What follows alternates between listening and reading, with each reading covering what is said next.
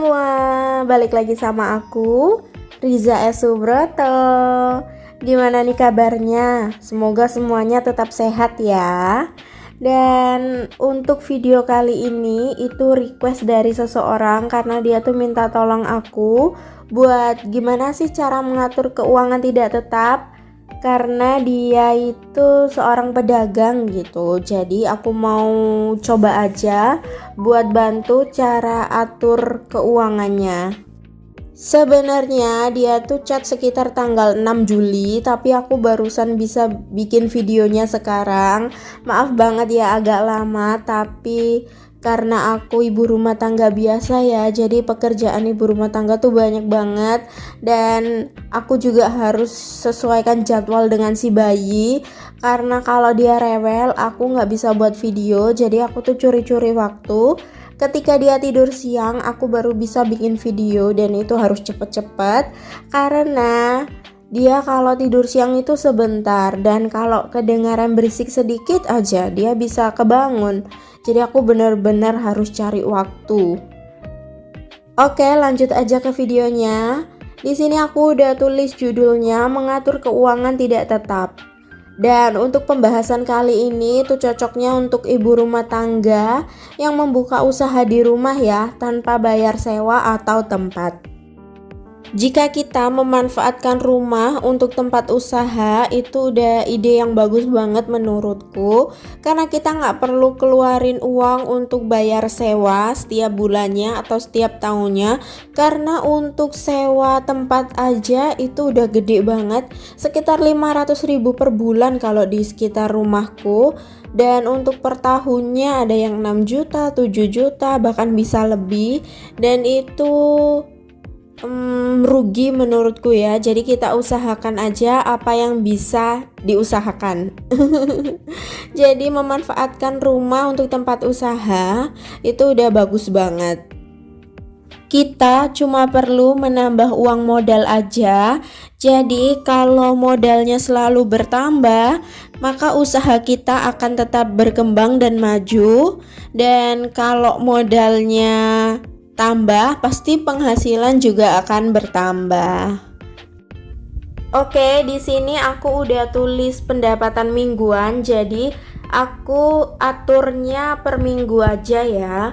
Buat contoh yang pertama, aku udah tulis hari pertama sampai hari ke-7. Di sini aku tulisnya penghasilan bersih ya setiap harinya. Jadi misal hari pertama penghasilan bersihnya 50.000, kita catat aja. Hari kedua 40.000, hari ketiga 45.000, hari keempat 75.000, hari kelima 50, hari keenam 30, dan hari ketujuh 60. Jadi ketika kita total semua dalam satu minggu kita bisa dapat 350.000, dan itu tuh penghasilan bersih. Kalau misal di sini agak susah buat cari tahu penghasilan bersih setiap harinya, kita akan lakuin contoh yang kedua aja. Di sini aku juga akan kasih contoh lainnya, tapi buat kalian sesuaikan aja ya dengan keuangan dagangan kalian. Jangan terlalu berpatokan sama ini, jadi kalian bisa coba-coba sendiri aja. Buat yang sekarang itu penghasilan kotor dikurangin modal, itu kita bisa dapat penghasilan bersih. Dan di sini aku tetap hitungnya per minggu supaya sama dengan contoh yang pertama. Karena aku dapat infonya, dia itu penghasilan kotornya 150.000 sampai 200.000 per hari. Jadi di sini aku tulis kasarannya aja, yaitu 150.000 per hari dikali 7 hari. Jadi nanti kita dapat penghasilan kotornya per minggu ya, dan totalnya ada 1.050.000. Dan untuk modalnya aku cuman kira-kira doang, karena aku nggak tanya-tanya berapa modalnya setiap minggu. Jadi di sini aku tulis modalnya 700.000 per minggu. Terus setelah ini kita akan hitung penghasilan kotor dikurangin modal ya, karena kita udah dapat penghasilan kotornya tadi 1.050.000 dikurangin modalnya 700.000. Jadi totalnya ada 350.000 untuk penghasilan bersihnya. Jadi buat contoh yang pertama dan contoh yang kedua, penghasilan bersihnya sama, yaitu 350.000. Karena aku belum pernah punya pengalaman seperti ini, jadi aku juga lagi belajar supaya ketika nanti aku punya usaha sendiri di rumah, aku bisa lakukan apa yang aku bahas sekarang. Dan semoga aja aku bisa punya ide mau usaha apa gitu. Lumayan buat tambahan uang jajan gak sih? Oke, lanjut. Karena tadi itu kita udah bahas penghasilan mingguan, yaitu pendapatan. Di sini kita bahas tentang pengeluaran mingguannya ya. Di sini cuma contoh aja, jadi kalian gak harus dengan patokan nominalnya, kalian bisa sesuaikan aja dengan pemasukan setiap hari atau setiap bulan, setiap minggunya maksudnya.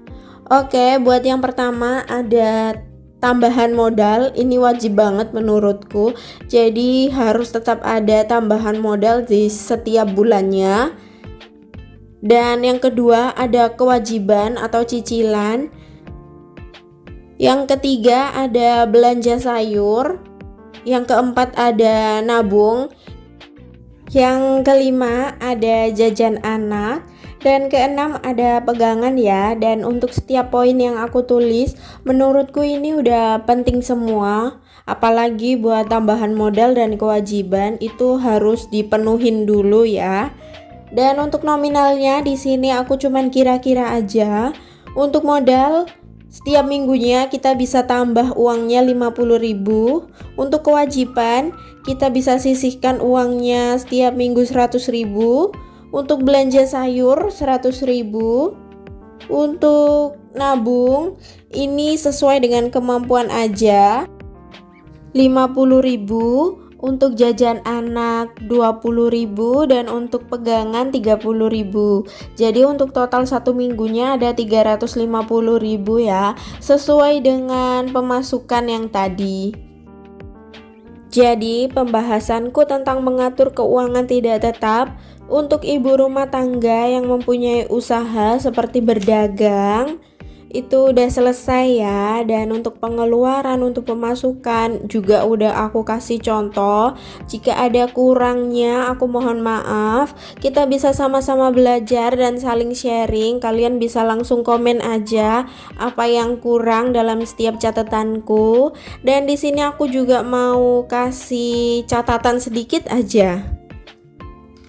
Modal juga digunakan untuk mengembangkan usaha. Dengan bertambahnya modal, maka penghasilan juga akan bertambah. Jadi, untuk poin pertama, tambahan modal itu penting banget. Jadi, tolong diusahakan aja. Nggak perlu banyak, yang penting tetap ada tambahan modal di setiap minggu atau setiap bulannya. Lanjut, pentingnya pembukuan warung atau dagangan agar kita mengetahui berapa keuntungan yang didapat. Jadi kita harus rajin banget buat tulis pemasukan, pengeluaran, supaya kita tahu kita sedang untung atau sedang rugi. Jadi kalau kita sedang rugi, itu perlu dievaluasi apa kerugian kita. Dan untuk selanjutnya, pencatatan cukup yang sederhana aja supaya kita mudah memahaminya, karena itu untuk keperluan kita, intern kita ya. Buat yang terakhir, terima kasih banyak yang udah nyimak video aku sampai di menit sekarang, yang udah dengerin aku ngoceh juga.